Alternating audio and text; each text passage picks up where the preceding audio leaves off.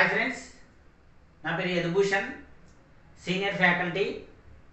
ఈ వీడియోలో మనం ఆంధ్రప్రదేశ్ ఎండోమెంట్ డిపార్ట్మెంట్కి సంబంధించినటువంటి ఎగ్జిక్యూటివ్ ఆఫీసర్ గ్రేడ్ 3 ఉద్యోగంలోని పేపర్ 2 సిలబస్లోని చాప్టర్ 1 అయినటువంటి రామాయణానికి సంబంధించినటువంటి ఒక పరిచయాన్ని తెలుసుకుందాము. లాస్ట్ వీడియోలో ఈ ఎండోమెంట్ ఆఫీసర్కి సంబంధించినటువంటి సిలబస్ ఏ విధంగా ఉంటుంది, ఎన్ని పేపర్లు ఉంటాయి, టోటల్ డీటెయిల్స్ అన్నీ కూడా మనం డిస్కస్ చేసుకోవడం జరిగింది. చూడడం వల్ల ఆ వీడియో ఫస్ట్ చూడండి. తర్వాత ఈ వీడియోను పూర్తిగా ఎక్కడా కూడా స్కిప్ చేయకుండా చివరి వరకు చూడండి. చాలా విషయాలు ఈ వీడియో ద్వారా మీరు తెలుసుకోబోతున్నారు. ఈ వీడియోలో మనము ప్రముఖంగా ఒక 8 రకాల అంశాలను చర్చించుకోబోతున్నాము. ఇది వీడియో ఏపీపీఎస్సీ నిర్వహిస్తున్నటువంటి ఎగ్జిక్యూటివ్ ఆఫీసర్ గ్రేడ్ 3 ఉద్యోగానికి సంబంధించింది. ఇది ఏపీ ఎండోమెంట్ సబ్ సర్వీస్లో ఉన్నటువంటి పోస్టు.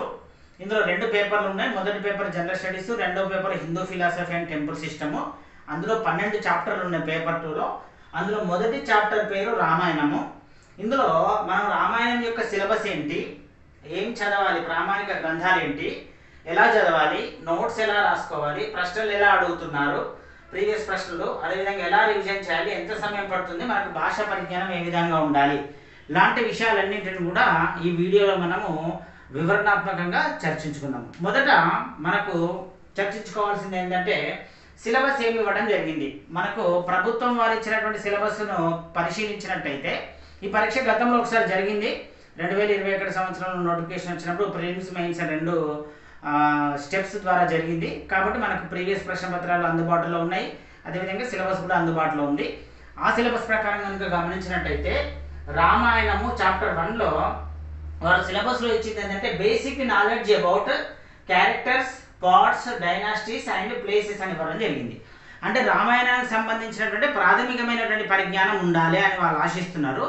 అందులో ప్రముఖంగా చర్చించుకోవాల్సింది క్యారెక్టర్స్ అంటే పాత్రలు, పార్ట్స్ అంటే భాగములు. అంటే ఎన్ని భాగములు ఉన్నాయంటే మనము రామాయణంలో ఉన్నటువంటి భాగంలోను మనము కాండలను పరిగణిస్తున్నాము, అవి 6 అని చెప్పుకోవాలి మనం. తర్వాత డైనాసిటీస్ వంశంలో ఉన్నాయి, ప్లేసెస్ ప్రదేశంలో ఉన్నాయి. ఇది సిలబస్. మరి ఈ సిలబస్లో మరి ఈ మాత్రం చదివితే సరిపోతుందా, బేసిక్ నాలెడ్జ్ ప్రాథమిక పరిజ్ఞానం అంటే సరిపోతుందా అంటే సరిపోదు. పరిపూర్ణమైనటువంటి లోతైనటువంటి అవగాహన తప్పనిసరిగా ఉండాలి. అట్లా ఉన్నప్పుడు మాత్రమే వాళ్ళు మనకు పరీక్ష నిర్వహించేటువంటి ఏపీపీఎస్ వారు ఎలాంటి ప్రశ్న అడిగినా మనము రాయడానికి సిద్ధంగా ఉంటాము. మనకి పరీక్ష 2 దశల్లో జరుగుతుంది, ప్రిలిమినరీ అదేవిధంగా మెయిన్స్. ఇద్దరికి 2 పరీక్షలు జరిగినాయి. అప్పుడు కొంతవరకు తేలికగా ఉంది ప్రశ్నపత్రము. మరి ఇప్పుడు రాబోతున్నటువంటి ప్రశ్నలు ఖచ్చితంగా లోతైన పరిజ్ఞానం ఉండేటువంటి ప్రశ్నలు ఉండడానికి అవకాశం ఉంది. కాబట్టి రామాయణం మీద మీకు పరిపూర్ణమైనటువంటి అవగాహన తప్పనిసరిగా ఉండవలసినటువంటి ఆవశ్యకత అయితే ఉంటుంది. సరే, మరి ఇప్పుడు రామాయణంలోని క్యారెక్టర్స్, పాత్రలు, ప్రధానంగా వచ్చేటువంటి పాత్రలు, చాలా పాత్రలు ఉంటాయి. అందులో ఒక 70 రకాల పాత్రలు గురించి మనకు స్పష్టమైనటువంటి అవగాహన ఉండాలి. ఆ పాత్ర పేరు చెప్పగానే ఆ పాత్రకు సంబంధించినటువంటి ఎంతో కొంత పరిజ్ఞానం ఉండాలి. ఆ పాత్రల యొక్క పేర్లను నేను మీకు అకారది క్రమంలో నేను చెప్పడం జరుగుతుంది. ఒకసారి మీరు నోట్ చేసుకోండి. పాత్రల పేర్లు: అగస్త్యుడు, అహల్య, అకంపనుడు, అక్షయ కుమారుడు, అంగదుడు, అంజన, అతికాయుడు, భరతుడు, చంద్రబాహుడు, దశరథుడు, దేవాంతకుడు, ధాన్యమాలిని, ధూమ్రాక్షుడు, దూషణుడు, గంగ, హనుమంతుడు, హేమ, ఇంద్రజిత్తు, జాంబవంతుడు, జనకుడు, ప్రహస్తుడు, రాముడు, రావణుడు, ఋష్యశృంగుడు, రుమ, సంపాతి, శాంత, శబరి, శత్రుఘ్నుడు, శివుడు, శృతకీర్తి, శూర్పణఖ, సీత, సుబాహువు, సుగ్రీవుడు, సుకేతు, సుమాలి, సుమంత్రుడు, సుమిత్ర, తార, తర్వాత జంబుమాలి, జటాయువు, కబంధుడు, కైకసి, కైకేయి, కౌసల్య, కరుడు, కుంభకర్ణుడు, కుషుడు, లక్ష్మణుడు, లవుడు, మాల్యవంతుడు, మాండవి, మండోదరి, మంధర, మారీచుడు, నలుడు, నరాంతకుడు, నిషాదరాజు, తాటక, త్రిజట, త్రిశిరుడు, ఊర్మిళ, వాలి, వశిష్ఠుడు, విభీషణుడు, విశ్రావసువు, విశ్వామిత్రుడు. ఇవి దాదాపు ఒక 70 క్యారెక్టర్స్. వీటి గురించినటువంటి తప్పనిసరిగా పరిపూర్ణమైనటువంటి అవగాహన మీకు ఉండాలి. అంటే అందులో నుంచి ఎట్లాంటి ప్రశ్న అడిగినా మనం జవాబు రాయగలగాలి. అంటే రామాయణాన్ని మనం పూర్తిగా అధ్యయనం చేయాలి మొదటిది. రెండవది, రామాయణం అనేటువంటిది వాల్మీకి రచించినటువంటి సంస్కృత రామాయణంలో 24,000 శ్లోకాలు ఉన్నాయి. దాన్ని వారు 6 భాగాలుగా విభజించడం అనేటువంటి జరిగింది. ప్రతి భాగంని మనము కాండ అని పేర్కొంటున్నాము. అందులో 6 కాండలు ఉన్నాయి. బాలకాండ, అయోధ్యకాండ, అరణ్యకాండ, కిష్కింధకాండ, సుందరకాండ, యుద్ధకాండ. ఇవి వాస్తవానికి యుద్ధకాండ తర్వాత యుద్ధం పరిసమాప్తం అయిపోతుంది. రాముడు పట్టాభిషక్తుడు అవ్వడం వరకే అసలు రామాయణంలో ఉంది. తర్వాత వచ్చినటువంటిది మనము ఉత్తరకాండ అని చెప్పుకుంటున్నాము. ఈ ఉత్తరకాండలో మరి రాముడికి సంబంధించిన, సీతకు సంబంధించిన తదనంతరమైనటువంటి స్టోరీ వారి మరణం వరకు కూడా ఉంటుంది. ఇది కూడా మనకు రామాయణంలో ఉంటుంది కాబట్టి తప్పనిసరిగా తెలుసుకోవాల్సిన ఆవశ్యకత తప్పనిసరిగా ఉంటుంది. ఇది కాండల గురించి. నెక్స్ట్ వంశాలు. మనం రామాయణం చదువుకుంటూ వెళ్తే చాలా రకాల మోర్ దెన్ ఒక 10 రకాల విభిన్నమైనటువంటి వంశాల పేర్లు వస్తాయి. వాటిని నోట్ చేసుకోవాల్సిన అవసరం ఉంటుంది. ఉదాహరణకు సూర్యవంశము, చంద్రవంశము, ఇక్ష్వాకు వంశము, రఘువంశము, పాండ్య వంశము, కేకయ వంశము, కోసల వంశం లాంటి అన్ని మీరు నోట్ చేసుకోవాలి తప్పనిసరిగా. మనకు సబ్జెక్టు కొత్తది కాబట్టి మర్చిపోతాం కాబట్టి ప్రతి విషయాన్ని కూడా మనం నోట్ చేసుకోవాలి, జ్ఞాపకం చేసుకోవాలి, రివిజన్ చేసుకోవాల్సిన ఆవశ్యకత ఉంది. తర్వాత ప్రదేశములు, చాలా విభిన్నమైనటువంటి ప్రదేశాలు వస్తాయి. తప్పనిసరిగా ప్రదేశంల మీద ప్రశ్న వస్తున్నది. వీటన్నిటి మీద కూడా ప్రశ్నలు వస్తున్నాయి. ప్రశ్నలు ఎట్లా వస్తున్నాయో కూడా మనము ఈ విభాగంలో తెలుసుకుందాము. పర్వతములు, విభిన్నమైనటువంటి పర్వతములు ఉన్నాయి. పర్వతముల యొక్క పేర్లు, అదేవిధంగా మనకి నదులు ఉన్నాయి, ఆశ్రమములు ఉన్నాయి, దేశములు ఉన్నాయి. వీటి యొక్క పేర్లు, పర్వతముల పేర్లకు సంబంధించి చూసినట్టయితే చిత్రకూటముడు ఒక పర్వతం పేరు, తర్వాత ఋష్యమూకం పర్వతం పేరు, మేరు పర్వతము, మైనాకుడు, వింధ్య పర్వతము, లంబ పర్వతము లేదా త్రికూట పర్వతము, ఇట్లాంటివన్నీ పర్వతాల పేర్లు.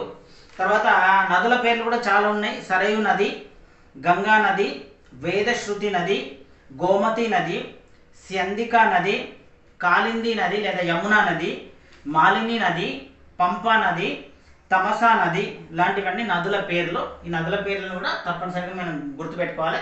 చాలా ఆశ్రమాలు నదుల ఒడ్డునే ఉన్నాయి. ఆశ్రమాల పేర్లు కూడా మీరు తెలుసుకోవాల్సిన అవసరం ఉంది. అదేవిధంగా మునులు, ఋషుల పేర్లు వాల్మీకి, విశ్వామిత్రుడు, విశ్వామిత్రుని యొక్క ఆశ్రమం పేరు సిద్ధాశ్రమం, ఈ పేర్లు కూడా తెలుసుకోవాలి. తర్వాత వశిష్ఠుడు, అగస్త్యుడు, తర్వాత గౌతముడు. మునులు ఉంటే వాళ్ళ యొక్క భార్యల పేర్లు కూడా, గౌతముని యొక్క భార్య అహల్య, భరద్వాజుడు, అత్రి మహాముని వారి యొక్క భార్య అనసూయ, శరభంగ మహాముని, సుతీక్ష్ణ మహాముని, అగస్త్య భ్రాత, తర్వాత మతంగాశ్రమము, తర్వాత భృగు మహర్షి, దూర్వాస మహర్షి, వీళ్ళందరి పేర్లు, మరి వారికి సంబంధించినటువంటి భార్యలు ఉంటే వారి పేర్లు, ఆశ్రమాలు ఉంటే ఆశ్రమాల పేర్లు, ఆశ్రమాలు ఏ నది ఒడ్డున ఉన్నాయో వాటి గురించి కూడా మనం అధ్యయనం చేసుకోవాలి. అదేవిధంగా వివిధ రకాల దేశాలని, చాలా ఒక 40-45 రకాల దేశాల పేర్లు వస్తాయి. కొన్ని ముఖ్యమైనవి చెప్తున్నాను. కోసల దేశము ప్రస్తుతం ఎక్కడ ఉందో కూడా తెలుసుకోవాలి. ఉత్తరప్రదేశ్లో ఉంది. కేకయ దేశము, వత్స దేశము, తర్వాత పాంచాల దేశము, తర్వాత కురు దేశము, జాంగల దేశము, బాహ్లిక దేశము, కేకయ దేశము, విదేహ దేశము, గాంధార దేశం. గాంధార దేశం అంటే కాందహార్, ఇప్పుడున్నటువంటి ఆఫ్ఘనిస్తాన్ ప్రాంతం అంతా కూడా అప్పటి గాంధార దేశం. ఇవన్నిటి గురించినటువంటి పరిపూర్ణమైనటువంటి అవగాహన ఉండాలంటే మనము తప్పనిసరిగా రామాయణాన్ని పరిపూర్ణంగా 100% అధ్యయనం చేయాల్సిన అవసరం ఉంటుంది. ఇది మనం సిలబస్లో ఉన్నటువంటివి చూసుకుంటే. మరి ఏం చదవాలి? మరి ఇన్ని విషయాలు తెలుసుకోవాలంటే మన యొక్క అవగాహన అనేటువంటిది, లోతైన పరిజ్ఞానం ఉండాలంటే మనము ప్రామాణికమైనటువంటి గ్రంథాలు చదవాల్సిన అవసరం ఉంది. ఇందులో ప్రామాణికమైన గ్రంథాలు ఏముంటాయో నేను ఇంగ్లీష్ మీడియం వారికి కూడా చెప్తాను, అదేవిధంగా తెలుగు మీడియం వారికి కూడా చెప్తాను. నేను ప్రధానంగా ఇంగ్లీష్ మీడియం బుక్స్ను రెఫర్ చేయడం జరిగింది. అదేవిధంగా తెలుగు మీడియం బుక్స్ను, 2 రకాల బుక్స్ను కూడా రెఫర్ చేసి నోట్స్ను అదేవిధంగా వీడియోస్ను కూడా తయారు చేయడం జరిగింది. సో ఇక్కడ మనము రెఫర్ చేసి, నేను వ్యక్తిగతంగా రెఫర్ చేసినటువంటి బుక్స్ను మీకు సూచించడం జరుగుతుంది. తిరుమల తిరుపతి దేవస్థానం వాళ్ళ చేత రచించబడినటువంటి రామాయణం ఇంగ్లీష్ మీడియంలో అవైలబిలిటీలో ఉంది. అది 2 భాగాల్లో దొరుకుతుంది మనకి. అది మనకు ఈ బుక్స్ రూపంలో వారి వెబ్సైట్లో దొరుకుతుంది, లేదా ఫిజికల్ కాపీ కూడా దొరుకుతుంది. ఫిజికల్ కాపీ చదవడం చాలా ఈజీ, తొందరగా పూర్తవుతుంది. ఈ బుక్ అనేది చాలా లేట్ అవుతుంది. అదేవిధంగా తిరుమల తిరుపతి దేవస్థానం వాళ్ళ చేత ప్రచురించబడినటువంటి రామాయణం తెలుగు మీడియం విద్యార్థులు కూడా తెలుగులో ఉందంటే సంస్కృత శ్లోకం ఉంటుంది, తెలుగు అర్థం ఉంటుంది.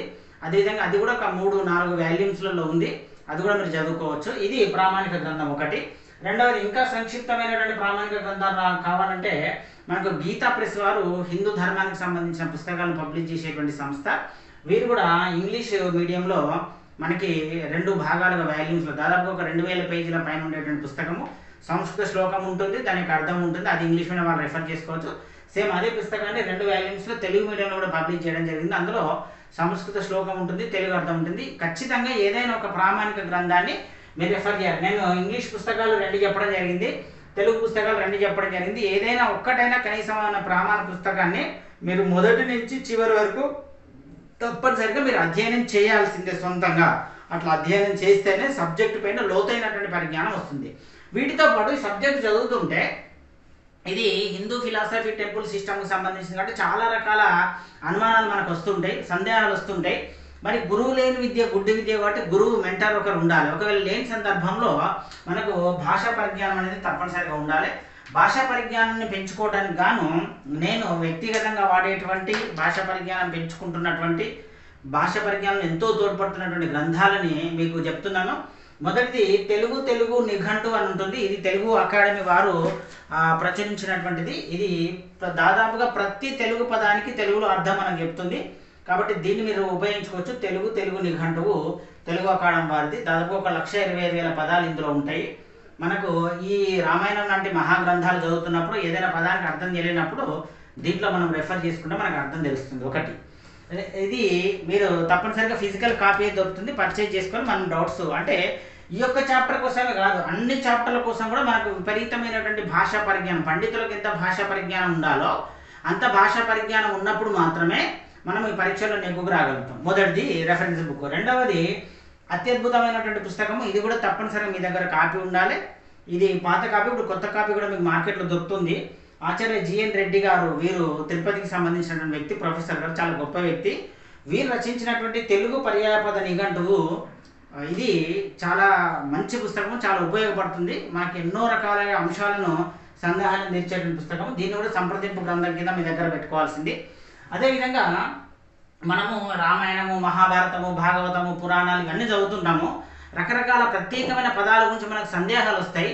ఆ సందేహాల నివృత్తి కోసము కొన్ని సంవత్సరాల క్రితమే, దాదాపు ఒక 60 సంవత్సరాల క్రితమే ఒక అద్భుతమైన పుస్తకాన్ని మనకు తెలుగులో రాయటం జరిగింది. పురాణ నామ సంగ్రహం అనే పుస్తకం పేరు సాధు లక్ష్మీ నరసింహ శర్మ గారు రాయటం జరిగింది. వారికి సంబంధించిన వారసులు ఈ పుస్తకాన్ని ప్రింట్ చేయడం జరిగింది. ఇందులో కూడా మనకు వచ్చేటువంటి సందేహాలకు మనకు సమాధానాలు అనేటువంటి దొరుకుతాయి. ఈ 3 అంటే మొత్తం ఈ పుస్తకాలన్నింటినీ ఆమూలాగ్రంగా చదవమని కాదు, మీకు సందేహం వచ్చినప్పుడు మాత్రం రెఫరెన్స్ చేసుకోవడానికి ఈ 3 పుస్తకాలు పెట్టుకోవాల్సిందే. అదేవిధంగా రెఫరెన్స్ పుస్తకాల్లో ఇంగ్లీష్ మీడియం వాళ్ళు అయితే కనీసం 1, 2 చదివితే మంచిది. ఒకటైనా మినిమం చదవాలి. ఇంగ్లీష్ మీడియం వాళ్ళైనా తెలుగు మీడియం వాళ్ళైనా కనీసం ఒక రెఫరెన్స్ పుస్తకాన్ని మొదటి నుంచి చివరి వరకు మీరు తప్పనిసరిగా చదువుకోవాలి. ఇది ప్రామాణిక గ్రంథాలకు సంబంధించింది. రైట్, ఇప్పుడు ఎలా చదవాలి? సరే, ఇవన్నీ మనకు తెలిసి రెఫరెన్స్ బుక్స్ 3 రెఫరెన్స్ బుక్స్ తెచ్చుకున్నాము, లేదా తెలుగు బుక్స్ 2 లేదా ఇంగ్లీష్ బుక్స్ 2 తెచ్చుకున్నాము. ఎలా చదవాలంటే మొదటి నుంచి చివరి వరకు ఆమూలాగ్రంగా ఫస్ట్ చదువుకుంటూ వెళ్ళాలి. అసలు కథ ఏంటిది అనేది మీకు ఆమూలాగ్రంగా తెలియాలి. తెలిసిన తర్వాత మీరు కాండల వైజ్గా, అంటే ఇక్కడ పేర్కొన్నటువంటి 7 కాండలు ఏవైతున్నాయో వీటి వైజ్గా ప్రతి కాండలో కూడా కొన్ని ప్రత్యేకమైనటువంటి ముఖ్యమైనటువంటి ఘట్టములు ఉన్నాయి. బాగా గుర్తుపెట్టుకోండి. ఈ ఘట్టముల మీద కూడా మనకు ప్రశ్నలు అడుగుతున్నారు. ప్రశ్నలు ఎట్లా అడుగుతున్నారు అనేది మీకు అక్కడ చెప్తాను. ఘట్టంలో వారీగా మీరు సంఘటనలు రాసుకోవాలి. ఉదాహరణకు బాలకాండలో మనం గమనించినట్టయితే 6 ముఖ్యమైనటువంటి ఘట్టాలు ఉంటాయి. విశ్వామిత్రుని ఆగమనం, తర్వాత రామలక్ష్మణుల పరిచయం, తాటక వధ, మారీచ సుబాహులకు సంబంధించిన కథ, అహల్య వృత్తాంతము, విశ్వామిత్రునికి సంబంధించి రామలక్ష్మణులను తీసుకొని పోవటం, ఇవన్నీ కూడా మనకు బాలకాండలో ఉంటాయి. 6 ప్రధానమైన ఘట్టాలు. అదేవిధంగా అయోధ్యకాండలో దాదాపు 11 ఘట్టాలు ఉంటాయి. శ్రీరాముని పట్టాభిషేకము, మందర దుర్బోధ, కైకేయి వరాలు, సీతారామ లక్ష్మణుల అరణ్యవాసము, తర్వాత గుహుని స్వాగతము, భరద్వాజుని ఆశ్రమము, చిత్రకూటము, దశరథుని మరణము, భరతుడు శ్రీరాముని కలుసుకోవటము, పాదుకా పట్టాభిషేకము, సీతా కళ్యాణం గాథ అనేటువంటివి మనకు అయోధ్యకాండలో ఉండడం జరిగింది. దీని తర్వాత మనకు అరణ్యకాండ. అరణ్యకాండలో దాదాపుగా మనకు ఒక 10 ముఖ్యమైనటువంటి ఘట్టాలు మనకు అరణ్యకాండలో ఉన్నాయి. ఈ అరణ్యకాండలో ఉన్నటువంటి ఘట్టాలను, ఆ 10 ముఖ్యమైనటువంటి ఘట్టాలను చెప్తా, మీరు నోట్ చేసుకోండి. దండకారణ్యం ప్రవేశము, పంచవటి, రామజననము. రామజననం యొక్క గాథ మనకు అరణ్యకాండలో దొరుకుతుంది. తర్వాత పర్ణశాల, శూర్పణఖ పరాభవము, కరదూషణాదుల వధ, రావణుడు, మారీచుడు, బంగారు లేడి ఉదంతము, సీతాపహరణము, రామ విరహము, జటాయు యొక్క మరణము, కబంధుని శాప విమోచనము, శబరి ఆతిథ్యము. ఇవన్నీ కూడా మనకు అరణ్యకాండలో సంభవించేటువంటి ముఖ్యమైన ఘట్టాలు. 10 ముఖ్యమైన ఘట్టాలు నోట్ చేసుకోండి. తర్వాత 11వది మనకు కిష్కింధకాండ 4వది. ఈ కిష్కింధకాండలో 4 ముఖ్యమైనటువంటి ఘట్టాలు ఉన్నాయి. సుగ్రీవ మైత్రి, అదేవిధంగా వాలివధ, సుగ్రీవ పట్టాభిషేకము, వానర వీరుల సీతాన్వేషణము అనేటువంటి 4 ముఖ్యమైనటువంటి ఘట్టాలు ఇందులో మనము తెలుసుకోవాల్సినటువంటి ఆవశ్యకత ఉంటుంది. వీటిని నోట్ చేసుకోవాలి. అదేవిధంగా సుందరకాండలో అంటే 5వ కాండలో మనకి 6 ముఖ్యమైనటువంటి ఘట్టాలు ఉన్నాయి. సాగర తరణం అంటే సాగరాన్ని దాటడం, లంకా నగర ప్రవేశం, సీతా దర్శనం, అశోకవన ధ్వంసం, లంకా దహనం, సీతాదేవి జాడ నివేదన. ఈ 6 ఘట్టాలు సుందరకాండలో మనకు ప్రస్తావించడం అనేటువంటిది జరిగింది. దీని తర్వాత వచ్చేటువంటిది యుద్ధకాండ 6వ కాండ. ఇందులో 6 ముఖ్యమైన ఘట్టాలు ఉన్నాయి. యుద్ధ మంత్రాంగము, వారధి నిర్మాణము అంటే వారధి నిర్మించడము, అంగద రాయబారము, రామ రావణ యుద్ధము, సీత అగ్ని ప్రవేశము, శ్రీరామ పట్టాభిషేకం. ఇవన్నీ కూడా యుద్ధకాండలో ఉన్నాయి. ఈ యుద్ధకాండ తర్వాత మనకి వచ్చేటువంటిది 7వ కాండ అయినటువంటి ఉత్తరకాండ. దీనిలో 8 ముఖ్యమైన ఘట్టాలు ఉన్నాయి.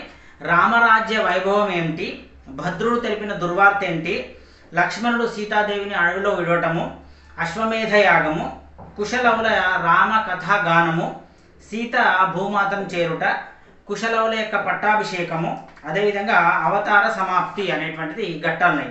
ఈ ఘట్టాలను తప్పనిసరిగా మీరు గుర్తుపెట్టుకోవాలి. అంటే కాండల వయసు ఇప్పుడు నేను చెప్పిన అన్ని నోట్ చేసుకొని మీరు జ్ఞాపకం చేసుకోవాలి. ఎందుకంటే మనకు ప్రీవియస్ క్వశ్చన్స్ కనుక గమనించినట్టయితే మనల్ని తప్పనిసరిగా ఈ ఘట్టంలో గురించి అడుగుతున్నారు. ఇది చదవాల్సినటువంటి పద్ధతి. నోట్స్ కూడా ఎలా రాసుకోవాలంటే చెప్పినాను. మొదట ఒకసారి రామాయణం యొక్క గ్రంథాన్ని తుది నుంచి మనకు స్టార్టింగ్ నుంచి తొలి నుంచి తుది వరకు ఆమూలాగ్రంగా అధ్యయనం చేసిన తర్వాత కాండల వారీగా ముఖ్య ఘట్టాలను రాసుకోవాలి. ఇది నోట్స్. మీకు ఆ విధంగా నోట్స్ కనుక మీరు రాసుకున్నట్టయితే దాదాపుగా ఇప్పుడు ఏ పుస్తకం మీరు తీసుకున్నా, ఈ తిథిదే ప్రచురణలైనా, గీతా ప్రెస్ ప్రచురణలైనా, తెలుగు మీడియంలోనైనా, ఇంగ్లీష్ మీడియం చూస్తే తక్కువలో తక్కువ 1000 పేజీలు అయితే ఉంటాయి. మీరు కనీసంగా రోజుకు ఒక 50 నుంచి 60 పేజీలు చదివినా 10 నుంచి 15 రోజుల సమయం పడుతుంది. ఎంత సమయం పడుతుంది అనే ప్రశ్నకు సమాధానం ఇక్కడ ఉంది. తక్కువ మీరు స్పీడ్ రీడర్స్ అయితే కనుక 10 రోజులలో మీరు మీ యొక్క ఈ పఠనాన్ని అంటే రామాయణం యొక్క ఫస్ట్ రీడింగ్ని మీరు పూర్తి చేయడానికి అవకాశం అనేటువంటిది ఉంటుంది. కొంచెం స్లో రీడర్స్ అయితే 15 రోజులు చదువుతారు. చదివిన తర్వాత ఒక 50 నుంచి 100 పేజీల్లో సినాప్సిస్ సారాంశాన్ని ఘట్టాల వారీగా రాసుకోవాలి. ఇక్కడ నేను చెప్పిన పాయింట్స్ వారీగా రాసుకోవాలి. అట్లా రాసుకుంటే ఇది దాదాపు ఇది 100 పేజీల నోట్స్. ఈ విధంగా 100 పేజీల నోట్స్ అనేటువంటిది మీకు తయారు కావడానికి అవకాశం అనేటువంటిది ఉంటుంది. రైట్. ఇప్పుడు అత్యంత ముఖ్యమైనది ఈ విధంగా రాసుకున్నారు. అంటే రామాయణాన్ని తొలి నుంచి తుది వరకు ఒక రీడింగ్ చదవడం జరిగింది.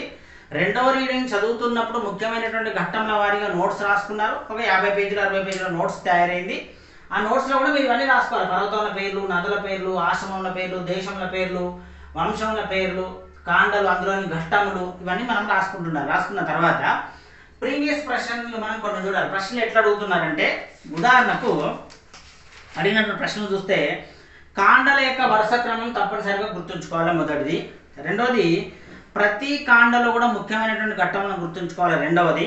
మూడవది ఏదైనా ఒక పాత్ర ఇచ్చినట్టయితే ఉదాహరణకు శ్రీరాముడు అనుకోండి, ఆ పాత్ర యొక్క తల్లి పేరు, తండ్రి పేరు, వారి యొక్క వంశము, వారి యొక్క రాజ్యం లాంటి విషయాలు గుర్తుపెట్టుకోవాలి.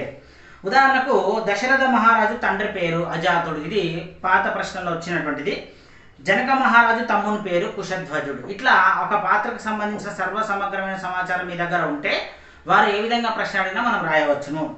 అదేవిధంగా వివిధ ప్రాంతాలు, ఆశ్రమాలు, స్థలాల గురించి మనకి ప్రశ్నలు అడుగుతారు. జనస్థానంలో ఉన్నటువంటి రాక్షసుల పేర్లు ఏంటి, ఖరదూషణలు, ఇది కూడా పాత ప్రశ్ననే. తర్వాత ఏదైనా కొటేషన్ మనకి ఉంది, చాలా కొటేషన్లు వస్తాయి రామాయణంలో, కొన్ని వాక్యాలు వస్తాయి. ఆ వాక్యాలు ఎవరితో చెప్పినా కూడా మనం గుర్తుపెట్టుకోవాలి. ఉదాహరణకు అట్లాంటి ప్రశ్న కూడా మనకు గతంలో వచ్చింది కొటేషన్స్ని. రామో విగ్రహవాన్ ధర్మ అనేటువంటి మాట మారీచుడు రావణునితో అంటాడు. మరి ఇది మనకు గత ప్రశ్నలో వచ్చింది. అట్లాంటివి మనం గుర్తుపెట్టుకోవాలి. అదేవిధంగా యజ్ఞముల యొక్క పేర్లు, చేసిన వారు, చేయించిన వారు, స్థలము, దాని యొక్క ఉద్దేశం ఏంటి. ఉదాహరణకు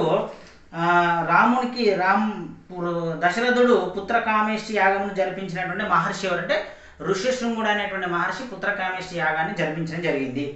తర్వాత ఏదైనా ఉపదేశించినటువంటి మహర్షి ఎవరు. రామునికి ఆదిత్య హృదయం అనేటువంటి స్తోత్రాన్ని ఉపదేశించినటువంటి మహర్షి ఎవరంటే అగస్త్యుడు. యుద్ధకాండలో వస్తుంది ఇది. అదేవిధంగా ఎవరెవరికైనా శాపం ఇచ్చినట్టయితే దాన్ని కూడా గుర్తుపెట్టుకోవాలి. అదేవిధంగా నదులు, వాటి ఒడ్డున ఉన్నటువంటి నగరాలు, ఆశ్రమాలు గుర్తుపెట్టుకోవాలి. ఉదాహరణకు అయోధ్య ఏ నది ఒడ్డున ఉన్నది? ఇది ప్రీవియస్ క్వశ్చన్. సరయు నది ఒడ్డున ఉంది. అగస్త్య మహాముని సలహా మేరకు రాముడు ఏ ప్రదేశంలో ఆశ్రమం నిర్మించుకొని నివసించడం జరిగిందంటే పంచవటి. అదేవిధంగా గురువులు, ఋషులు ఉన్నట్టయితే వాళ్ళ యొక్క పూర్తి పేర్లు, వాళ్ళకు ఉన్నటువంటి ఇతర పేర్లు, అదేవిధంగా వారికి భార్యలు, పిల్లలు ఉన్నట్టయితే వాళ్ళ పేర్లు, వాళ్ళ యొక్క ఆశ్రమాల పేర్లు గుర్తుపెట్టుకోవాలి. నారదుని దేవర్షి అంటారు, ఇది కూడా వచ్చింది పరీక్షలో. అదేవిధంగా విశ్వామిత్రుడు గాధి కొడుకు కాబట్టి గాధేయుడు అంటారు, ఇది కూడా రావటం జరిగింది. అదేవిధంగా వంశములు స్థాపకులు ఎవరు? ఇక్ష్వాకు వంశ స్థాపకుడు ఎవరు? ఈ విధంగా రావడం జరిగింది. రాజ్యములు, రాజ్యముల యొక్క లొకేషన్స్, వాటి యొక్క రాజధానులు, గురువులు, వాళ్ళ యొక్క శిష్యులు, వాళ్ళ యొక్క ఆశ్రమాలు, ఇవన్నీ కూడా మీరు గుర్తుపెట్టుకోవాల్సినటువంటి ఆవశ్యకత తప్పనిసరిగా ఉంది. ఇది ఈ విధంగా మనకు ప్రీవియస్ ప్రశ్నలు అడగడం జరుగుతుంది. రైట్. మళ్ళీ ఎలా రివిజన్ చేయాలి? చేయాలంటే ఇప్పుడు దాదాపుగా ఒక 2 నుంచి 3 గంటల సమయం కనుక మీరు కేటాయించి ఈ విధంగా ప్రామాణిక గ్రంథాలను కనుక చదివినట్టయితే తక్కువ 10 నుంచి 15 రోజులకు రామాయణానికి మనకు పూర్తవుతుంది. ఈ విధంగా ఈ సిలబస్ను మొత్తం మీరు పూర్తి చేయాలంటే 4 మంత్స్ టైం పడుతుంది. డైలీ 3 అవర్స్ కనుక టైం కేటాయించుకొని నేను చెప్పినటువంటి విధంగా ప్రతి సబ్జెక్టుకి, ప్రతి యూనిట్కి ప్రామాణిక గ్రంథాలను సేకరించుకొని చదవడానికి 3 గంటల సమయం కనుక కేటాయించుకున్నట్టయితే డైలీ ఒక 4 నెలల సమయం పడుతుంది. ఇంకెక్కువ టైం కేటాయిస్తే తగ్గుతుంది. ఆ విధంగా కేటాయించిన తర్వాత రివిజన్ని మీరు ప్రతి వాక్యాన్ని, ప్రతి పదాన్ని నోట్స్లో రాసుకోవద్దు. మీరు ఒక ఘట్టం మొత్తం చదువుతారు. ఘట్టంలో ముఖ్యమైన వ్యక్తుల పేర్లు, సన్నివేశాలు, అక్కడ ప్రశ్న ఏ రూపంలో అడగదలుచుకున్నాడు అనేది రాసుకుంటే ఒక 1000 పేజీలటువంటి గ్రంథాన్ని మనం ఒక 100 పేజీలకు కుదించవచ్చు. అట్లా కుదించినప్పుడు ఆ నోట్స్ను తక్కువలో తక్కువ 2 to 3 టైమ్స్ రివిజన్ చేయాలి. గుర్తుపెట్టుకోండి, ఈ రివిజన్ మీద మీ సక్సెస్ ఆధారపడి ఉంటుంది. మీరు పూర్తిగా రామాయణాన్ని చదివినప్పటికీ, నోట్స్ రాసుకున్నప్పటికీ రివిజన్ చేయకపోతే, మనం ఏది రివిజన్ చేయకపోయినా 24 అవర్స్లో మనము 50% మర్చిపోతాము. ఒక 3 వీక్స్ కనుక రివిజన్ చేయకపోతే, అంటే 21 డేస్ ఏదైనా సబ్జెక్ట్ రివిజన్ చేయకపోతే సబ్జెక్ట్లో 85% మర్చిపోతాం. కాబట్టి పరీక్ష ముందు వరకు తక్కువలో తక్కువ 2 నుంచి 3 సార్లు కనుక మీరు రివైజ్ చేసినట్టయితే సబ్జెక్ట్ అనేది ఎప్పటికీ మీ మైండ్లో ఉంటుంది.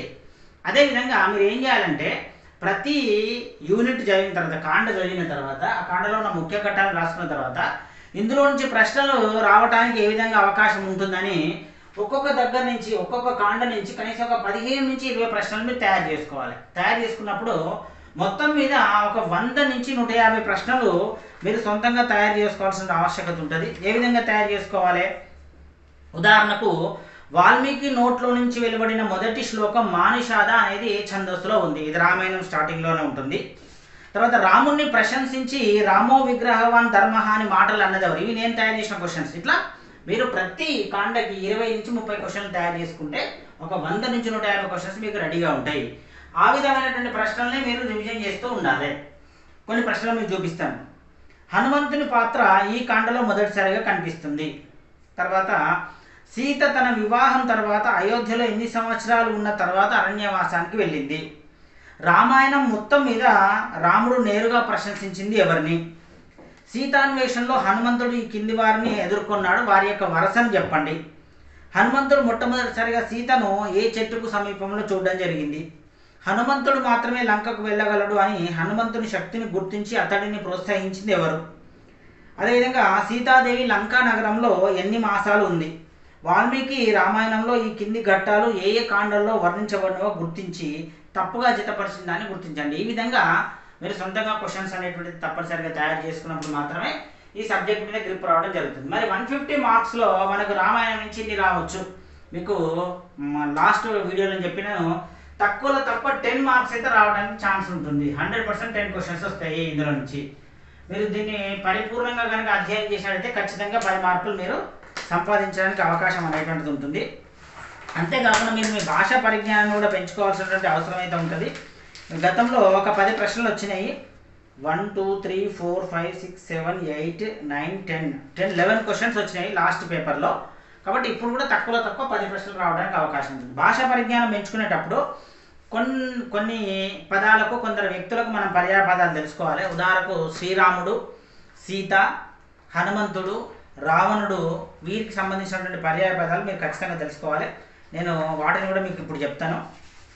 శ్రీరామునికి సంబంధించినటువంటి పర్యాయ పదాలు, సీతకు సంబంధించినటువంటి పర్యాయ పదాలు కూడా మీకు వివరించడం జరుగుతుంది. ఇక్కడ సీత అంటే అర్థం ఏంటంటే నాగటి చాలు, అంటే పొలం దున్నుతుంటే వచ్చినటువంటి నాగలి దున్నుతున్నటువంటి వరుసని మనం నాగలి చాలు అంటాం. ఆమె అక్కడ దొరికింది కాబట్టి సీత అని పేరు పెట్టడం జరిగింది. దున్నిన భూమి అని కూడా అర్థం సీత అని పేరు. ఈమెకు మనకు ఒక 11-12 రకాల విభిన్నమైనటువంటి పేర్లు ఉన్నాయి. జానకి అని పేరుంది, ఎందుకు జనకుని పుత్రిక కాబట్టి. మైథిలి అని పేరుంది, మిథిలా నగర రాజపుత్రిక కాబట్టి. అయోనిజ అని పేరుంది, గర్భం ద్వారా పుట్టని స్త్రీ, యోని ద్వారా పుట్టని స్త్రీ అని అర్థము. అదేవిధంగా ధరణిజ అంటే భూమి నుండి పుట్టినది, పార్థివి అంటే భూమి నుండి పుట్టినది, భూజ అంటే భూమి నుండి పుట్టినది, భూపుత్రి అంటే భూమి నుండి పుట్టినది, భూమిజ అంటే భూమి నుండి పుట్టినది, భూసుత భూమి యొక్క కూతురు, మహీజ భూమి నుండి పుట్టినది, తర్వాత మహీసుత భూమి యొక్క కూతురు, యోజన గంధ అంటే ఆమడ దూరం పరిమళం వ్యాపింపజేసేది, వైదేహి అంటే విదేహరాజు యొక్క కూతురు అని అర్థం. ఈ విధంగా పర్యాయ పదాలు కూడా మనకు తెలవాలంటే ఇట్లాంటి పర్యాయ పదాన్ని నిఘంటువులను సంప్రదించి మనం అర్థాలు తప్పనిసరిగా రాసుకోవాలి. రాసుకున్నప్పుడు మాత్రమే వాళ్ళు ఎలాంటి ప్రశ్న అడిగినా మనకు రాయడానికి అవకాశం అనేటువంటిది తప్పనిసరిగా ఉంటుంది. అదేవిధంగా ఆంజనేయునికి హనుమంతుడికి సంబంధించి దాదాపుగా ఒక 12 పర్యాయ పదాలు ఉన్నాయి. హనుమంతుడు తండ్రి పేరు వాయుదేవుడు, తల్లి అంజనాదేవి. ఇతర పేర్లు అనిలాత్మజుడు అంటే అనిలుని కొడుకు, ఆంజనేయుడు అంటే అంజన పుత్రుడు, పవన తనయుడు అంటే వాయుదేవుని పుత్రుడు, పావని అంటే వాయుదేవుని పుత్రుడు, మారుతి అంటే మారుతం లేదా వాయుదేవుని పుత్రుడు, లంకాదహి లంకను దహించిన వాడు, వజ్రకంఠుడు వజ్రం లాంటి కంఠం గలవాడు, వాయుజాతుడు వాయుదేవుని పుత్రుడు, సంజీవరాయుడు సంజీవన్ని తెచ్చినవాడు, సమీర అంటే వాయుదేవుని పుత్రుడు, హనుమ లేదా హనుమాన్ అంటే కొట్టబడిన హనువు గలవాడు, అంటే వజ్రాయుధంతో ఈయన దవడ ఇంద్రుడు కొట్టడం జరుగుతుంది కాబట్టి దవడ వంకర పోతుంది, అందువల్ల అతన్ని హనుమ లేదా హనుమంతుడు అని పేర్కొనడం జరుగుతుంది. అదేవిధంగా శ్రీరామునికి సంబంధించిన ఇతర పేర్లను చూసినట్టయితే కపిరథుడు అంటే వానరులకు నాయకత్వం వహించిన వాడు, కౌసలేయుడు కౌసల్య పుత్రుడు, దాశరథి దశరథుని పుత్రుడు, ధనుష్పాని చేతిలో విల్లున్నవాడు, భరతాగ్రజుడు భరతుని అన్న, రఘుపతి రఘువంశానికి కీర్తి తెచ్చినవాడు, రఘురాముడు రఘువంశానికి సంబంధించిన రాముడు, రాఘవుడు రఘువంశంలో జన్మించినవాడు, లంకారి లంకకు శత్రువు, సత్యసంధుడు ఎల్లప్పుడూ సత్యంనే పలుకువాడు, సత్యుడు ఎల్లప్పుడే సత్యమును పలుకువాడు, సీతాపతి సీతాదేవి భర్త. ఇట్లా 12 రకాల పేర్లు ఉండడం జరిగింది. ఈ విధంగా మనము వీరికి సంబంధించినటువంటి భాషా పరిజ్ఞానం ఉంటేనే మనకి ఎలాంటి ప్రశ్న అడిగినా మనం రాయడానికి అవకాశం ఉంటుంది. అదేవిధంగా ఈ రామాయణంలో వివిధ ప్రాంతాల్లో మనకు వారముల పేర్లు, అదేవిధంగా నవరత్నాల పేర్లు, అష్టదిక్పాలకులు వాళ్ళ పేర్లు, వాళ్ళ యొక్క దిక్కులు, అదేవిధంగా మనకు 14 లోకాలు ఉంటాయి, ఆ లోకాల పేర్లు, షట్చక్రవర్తులు, అదేవిధంగా వివిధ రకాల అస్త్రాలు లేదా విద్యలు ఉంటాయి. ఉదాహరణకు దండచక్ర, ధర్మచక్ర, కాలచక్ర, విష్ణుచక్ర, ఇంద్రచక్ర, బల, అతిబల, శబ్దభేది, ఐశీక, బ్రహ్మాస్త్రం, ధర్మపాశ, కాలపాశ, వరుణపాశ, ఆగ్నేయాస్త్రం, వాయవ్యాస్త్రం, గంధర్వాస్త్రం, ఐంద్రాస్త్రం, బ్రహ్మ శిరోనామకాస్త్రం. ఇట్లా ఏ అస్త్రంతో ఎవరిని చంపడం జరిగిందని కూడా అడుగుతున్నారు. తర్వాత రాక్షసుల పేర్లు కూడా గుర్తుపెట్టుకోవాలి. మారీచుడు, సుబాహువు, తాటక, అయోముఖి, కబంధుడు, దుందుబి. నగరాల పేర్లు, ప్రాంతాల పేర్లు పంచవటి, కిష్కింద, మధువనము, నైమిషారణ్యము. యాగముల పేర్లు గుర్తుపెట్టుకోవాలి. అశ్వమేధము, పుత్రకామేష్టి, పౌండరీకము, వాజపేయము. అదేవిధంగా యజ్ఞాల పేర్లు కూడా గుర్తుపెట్టుకోవాలి. అగ్నిష్టోమము, అతిరాత్నము లాంటివి యజ్ఞాల పేర్లు. వీటన్నిటిని మనం గుర్తుపెట్టుకున్నప్పుడు వారు ఈ సిలబస్లో నుంచి ఏ విధమైనటువంటి ప్రశ్న అడిగినా మనకు రాయడానికి అవకాశం అనేటువంటిది తప్పనిసరిగా ఉంటుంది. సో ఈ విధంగా పరిపూర్ణంగా కనుక మీరు రామాయణాన్ని నేను చెప్పినటువంటి పద్ధతిలో కనుక అధ్యయనం చేసినట్టయితే తప్పనిసరిగా ఇందులో పేర్కొన్నటువంటి మార్కులు 10 క్వశ్చన్స్కు 10 మార్క్స్ మీరు రాయడానికి అవకాశం అనేటువంటిది ఉంటుంది. ఇదంతా కూడా మీరు తప్పనిసరిగా నోట్ చేసుకోండి. సిలబస్ ఏముందో ఫస్ట్ నోట్ చేసుకోండి. ఎలా చదవాలంటే ప్రామాణిక గ్రంథాల్లో ఖచ్చితంగా తెలుగు రెండిట్లో ఒకటైనా, ఇంగ్లీష్లో రెండిట్లో ఒకటైనా తెచ్చుకొని చదువుకోవాలి. ఈ సంప్రదింపు గ్రంథాలను ఎప్పటికీ మీ దగ్గర పెట్టుకోవాలి, ఏ సందేహం వచ్చినా చూసుకోవడానికి వీలుగా. అదేవిధంగా ఎలా చదవాలంటే కాండల వారీగా చదువుకోవాలి. మొదటంతా కూడా రామాయణం కూలంకషంగా చదివి కాండల వారీగా ముఖ్య ఘట్టాలను, ముఖ్యమైనటువంటి వ్యక్తులను, ప్రదేశాలను నోట్ చేసుకుంటూ వెళ్ళాలి. వంశాలను, ప్రదేశంలను, పర్వతములను, నదులను, ఆశ్రమము, దేశంలను. నోట్స్ కూడా సినాప్సిస్ తక్కువ, ఒక 1000 పేజీలు చదివితే దాన్ని కేవలం 100 పేజీల్లో వచ్చే విధంగా నోట్స్ రాసుకోవాలి. అందుకే నోట్స్ తక్కువగా ఉంటేనే ఎగ్జామినేషన్ ముందు చూడండి. మరి ఇట్లా ఒక యూనిట్కే 100 పేజీలు ఉంటే 12 యూనిట్కి 1200 పేజీల నోట్స్ ఉంటుంది. మరి 1200 పేజీల నోట్స్ను మనము ఎగ్జామినేషన్ 1 డే బిఫోర్ రివిజన్ చేయాలి. కాబట్టి మరి వీలైనంత సంక్షిప్తంగా మనం నోట్స్ రాసుకోవాలి. ప్రశ్నలు ఎట్లా అడుగుతున్నాం, ప్రతి సందర్భంలో కూడా ఆ ఘట్టం చదివిన తర్వాత ఈ ఘట్టం నుంచి ప్రశ్న ఏ విధంగా వస్తుంది అని ప్రతి ఘట్టం నుంచి కనీసం తక్కువ 15 నుంచి 20 ప్రశ్నలు తయారు చేసుకోవాలి. అవి కూడా కఠినమైన ప్రశ్నలు తయారు చేసుకోవాలి. డైరెక్ట్ క్వశ్చన్స్, ఈజీ క్వశ్చన్స్ తయారు చేసుకోవద్దు. కఠినమైనటువంటి ప్రశ్నలు తయారు చేసుకోవాలి. 15 నుంచి 20 చేసుకుంటే 7 కాండం నుంచి కనీసం 100 నుంచి 150 క్వశ్చన్స్ మీరు తయారు చేసుకోవచ్చు. వాటిని రివిజన్ చేసుకోవాలి. 2 నుంచి 3 సార్లు మీ నోట్స్ రివిజన్ చేయాలి. 2 నుంచి 3 సార్లు మీ క్వశ్చన్స్ మీరు తప్పనిసరిగా రివిజన్ చేయాల్సిన అవసరం ఉంటుంది. సాధారణంగా మీరు 3 గంటలు కనుక కేటాయించినట్టయితే డైలీ 10 నుంచి 15 రోజుల్లో ఈ సిలబస్ని మీరు స్వతహాగా పూర్తి చేయడానికి అవకాశం ఉంటుంది. అదేవిధంగా భాషా పరిజ్ఞానాన్ని పెంచుకోవాల్సిన ఆవశ్యకత తప్పనిసరిగా ఉంది.